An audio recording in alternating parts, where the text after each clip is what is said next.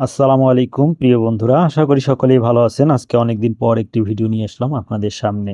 যারা এখনো চ্যানেলটি সাবস্ক্রাইব করেন নাই তারা অবশ্যই চ্যানেলটি সাবস্ক্রাইব করুন আর পেজটিতে লাইক দিয়ে সাথেই থাকুন।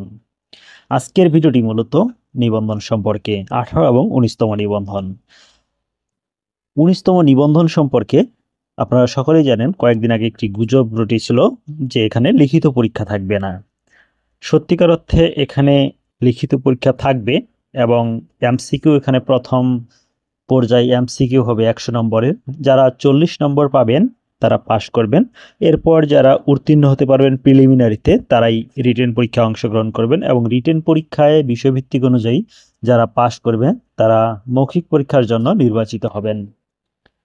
সো 19তম নিবন্ধনে লিখিত পরীক্ষা থাকবে না, এই বিষয়টি সম্পূর্ণরূপে গুজব। এরপরে যারা আপনারা 18তম নিবন্ধন লিখিত পরীক্ষা পাশ করেছেন তারা ইতিমধ্যে অনেকেই শেষ করেছেন ভাইবা, আবার অনেকের চলতেছে।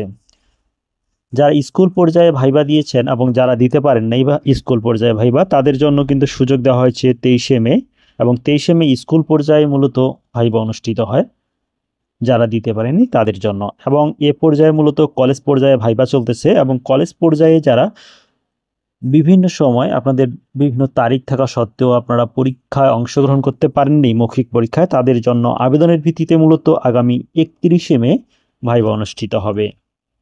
বেসরকারি শিক্ষক নিয়োগে বাতিল হচ্ছে বয়স সীমা। গতকাল মিটিংয়ের সকল সিদ্ধান্তসমূহ হচ্ছে 19তমদের শূন্য পদের দ্বিগুণ প্রার্থীকে ভাইবার জন্য ডাকা। ষষ্ঠ গণবিজ্ঞপ্তি শূন্য পদের থেকে 20% বেশি প্রার্থীকে চূড়ান্তভাবে পাশ করানো। 19তম সার্কুলারের দিন থেকে বয়স গণনা। 19তমতে প্রিলি, রিটেন ও ভাইবা অনুষ্ঠিত হবে। এই মিটিংয়ের জন্য 19তম সার্কুলার প্রকাশ হচ্ছিল না, এবার 19তম সার্কুলার আপনারা পেয়ে যাবেন।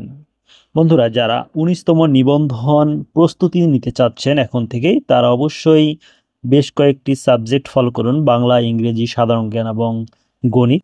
সাথে অবশ্যই জব সলিউশন পড়ুন।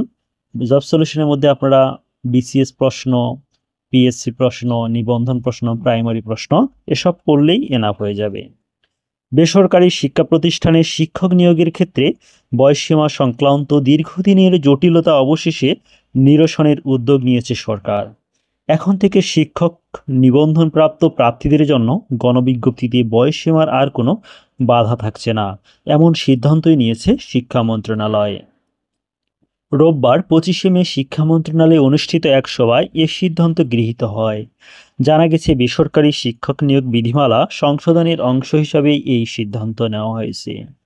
শিক্ষা মন্ত্রণালয় সূত্রে জানা গেছে, এখন থেকে শুধু নিবন্ধন পরীক্ষা অংশগ্রহণের সময় প্রার্থীর বয়স বিবেচনায় নেওয়া হবে। নিবন্ধন সনদ পাওয়ার পর প্রার্থীর এই বয়সসীমা অতিক্রম করলেও তিনি গণবিজ্ঞপ্তিতে আবেদন করতে পারবেন। এটি আপনাদের জন্য বিশাল একটি সুসংবাদ যে আপনাদের 35 বছর যদি পার হয়ে যায় গণবিজ্ঞপ্তি পেতে পেতে, তবুও আপনারা আবেদন করতে পারবেন, যদি এই সুযোগটি আগে ছিল না।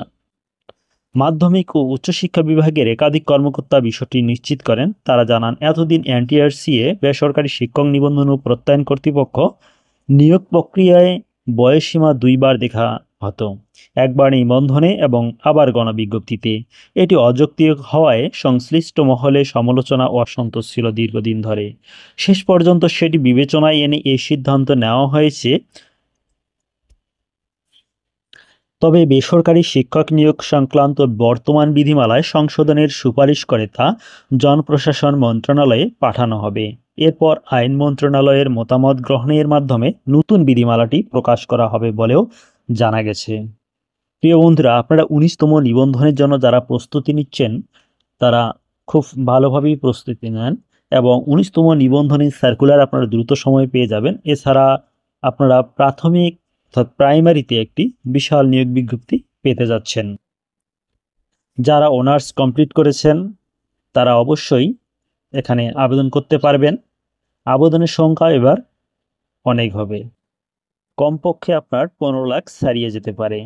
সেজন্য এখন থেকে খুব ভালোভাবে প্রস্তুতি নেন, কেননা প্রাইমারি জবটি এখন একটি সোনার হরিণের মতো হয়ে গেছে, যেখানে গ্রেড চেঞ্জ হয়ে গেছে। সব দিক দিয়ে এখন আপনারা মানে খুবই একটা সুবিধাজনক স্থানে যেতে পারবেন যদি আপনারা প্রাইমারি চাকরিটি নিতে পারেন। ভালো থাকুন, সুস্থ থাকুন আর অবশ্যই চ্যানেলটি সাবস্ক্রাইব করে সাথে থাকবেন এবং পেজটিকে ফলো দিবেন। আসসালামু আলাইকুম ওয়া রাহমাতুল্লাহি ওয়া বারাকাতুহু।